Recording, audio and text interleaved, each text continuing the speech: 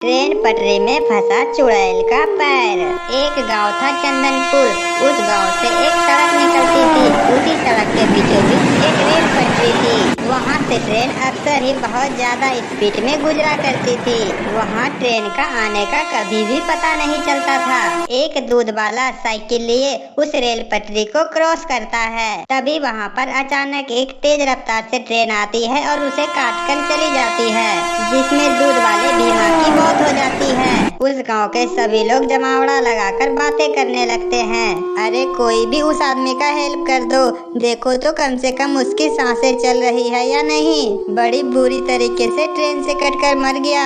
पता नहीं रेलवे प्रशासन क्या कर रही है, सड़क के बीचों बीच रेलवे पटरी डाल रखी है। इस गांव के सभी लोग इस शहर में आने के लिए इसी सड़क का इस्तेमाल करते हैं, फिर भी इन कर्मचारियों ने कोई भी सावधानियां नहीं बरती। अरे जाकर देखो कोई उस आदमी को। अरे ये आदमी तो मर गया, इसके घर वाले कितना चिंता करेंगे इसकी। उस आदमी का पहचान करके उस आदमी के घर वालों को उसकी लाशें दे दिया जाता है। उस गांव के लोग पुलिस, मुखिया और रेलवे कर्मचारी से उस सड़क के बारे में बातें करते हैं। उस गांव के सभी लोग वहां पर फाटक बनवाने की मांग करते हैं, लेकिन कोई भी अधिकारी उन लोगों की बातों को नहीं सुनता। 3 महीने बीत जाते हैं। उस 3 महीनों में और भी कई छोटे छोटे घटना होती रहती थी, पर कभी कभी तो उस रेलवे की पटरियों में किसी आदमी का पैर भी फंस जाया करता था। इतना सब कुछ होने के बावजूद रेलवे अधिकारियों के कान में जू तक नहीं रेंगता था। इन लोगों से हम लोगों ने कितनी विनती की, पर प्रशासन सुनने को तैयार ही नहीं हो रहा है। यहाँ पर लोग अपनी जान गंवा रहे हैं और लोगों को फर्क नहीं पड़ रहा है। अरे उन लोगों को क्या फर्क पड़ेगा, यहाँ पर तो हम गरीबों की जान जा रही है।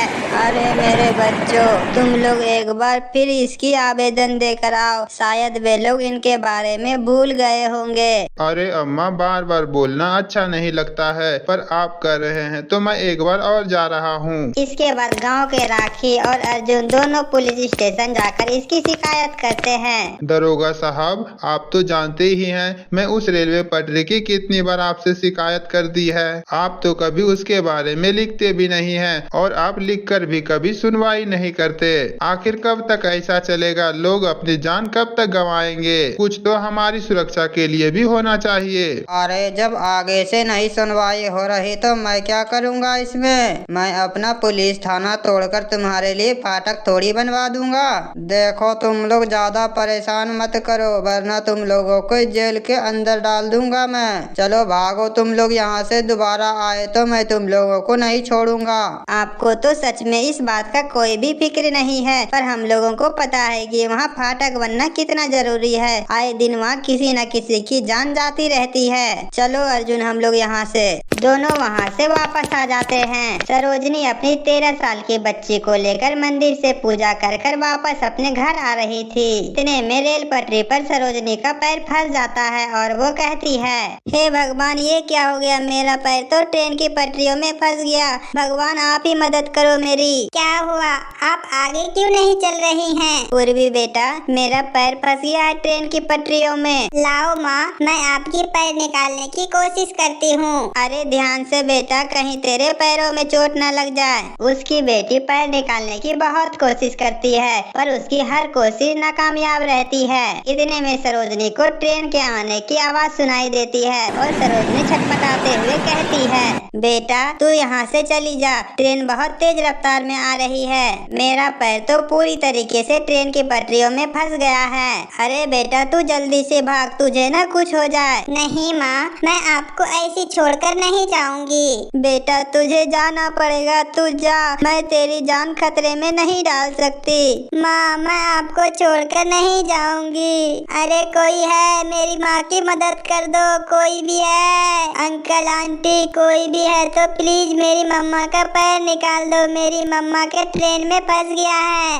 अरे मेरी बच्ची तू जल्दी से भाग यहाँ से, ट्रेन बहुत तेज रफ्तार में आ रही है। मेरे प्यारे दोस्तों, अगर हमारी कहानी आपको अच्छी लगी तो हमारे चैनल लक्ष्मी टीवी को जरूर सब्सक्राइब करें। हमारी आपसे विनती है कि आप मेरे चैनल को सब्सक्राइब जरूर करें। वो छोटी बच्ची अपनी माँ की मदद के लिए बहुत जोर जोर से चिल्लाती है, पर वहाँ पर मदद के लिए कोई भी नहीं होता है। इतने में सरोजनी अपनी बेटी को जोर से धक्का मारती है और वो थोड़ी दूर पर जाकर गिरती है और वो ट्रेन बहुत स्पीड से आकर सरोजनी के ऊपर से चली जाती है और सरोजनी अपनी बेटी को छोड़कर हमेशा के लिए चली जाती है।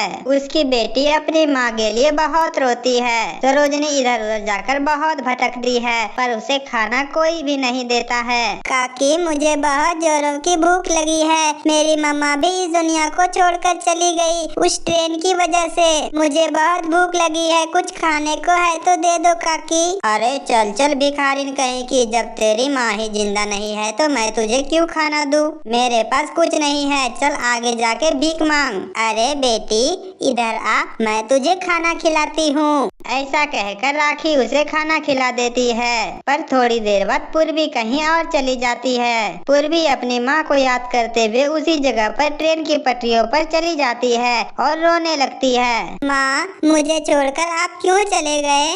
माँ, आप कैसे भी करके वापस आ जाओ। माँ, आपने मुझे धक्का क्यों मारा? मुझे भी अपने साथ ले चलती ना।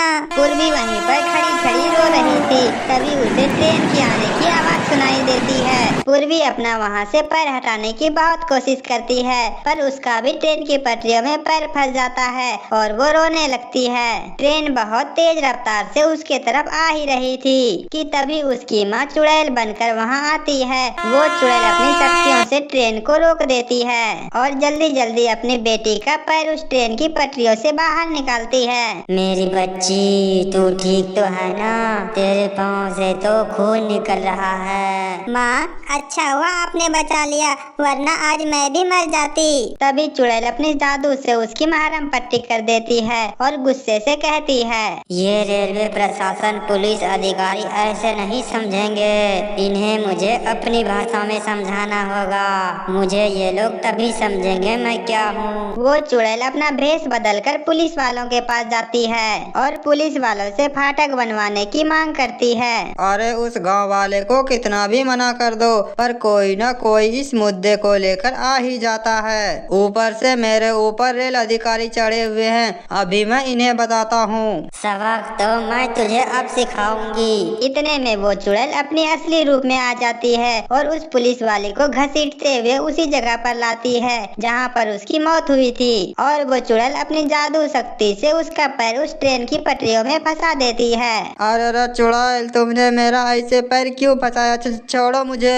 ताकि ये बात तेरे भेजे में अच्छे से उतर जाए कि एक आदमी की जिंदगी कितनी जरूरी होती है और उसकी मौत कितनी भयानक होती है। अब तू अपनी आंखों से मौत का मंजर देख। अगर तूने आज से पहले लोगों की अर्जी सुन ली होती तो आज तू नहीं मरता। पुलिस, मुझे छोड़ दो, मुझे जाने दो चुड़ैल, मैं यहाँ मरना नहीं चाहता।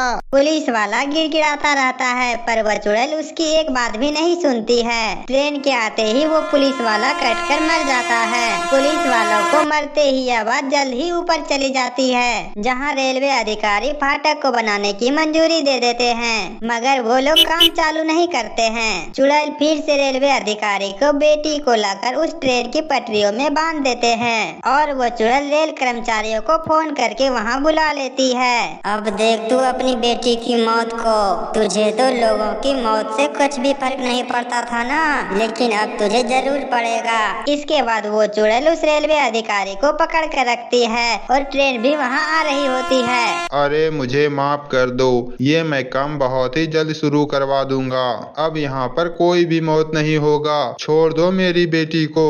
अरे छोड़ा ही तो है मरने के लिए। मुझे माफ कर दो, मैं तुम्हारी मौत का जिम्मेवार हूँ। मैं तुमसे वादा करता हूँ कि तेरी बेटी को अपनी बेटी की तरह पालूंगा। पापा मुझे बचाओ, मैं मरना नहीं चाहती, ट्रेन बहुत जल्दी से आ रही है। तभी पूर्वी अपनी माँ का आंचल पकड़ के कहती है, अरे माँ छोड़ दो, वे लोग अपनी गलतियों को मान रहे हैं। वो लड़की भी मेरी तरह बच्ची है, इसमें उनका कोई भी कसूर नहीं है। वो चुड़ैल अपनी बेटी को रखने के बाद और वो फाटक बनवाने की बात सुनकर बहुत खुश हो जाती है। उसके बाद 2 से 3 दिन के अंदर वहाँ पर एक फाटक बन जाता है। तो हमारे प्यारे दोस्तों, हमारी आज की कहानी कैसी लगी हमें कमेंट में जरूर बताएं। अगर कहानी अच्छी लगी तो वीडियो को लाइक करें और चैनल को सब्सक्राइब जरूर करें।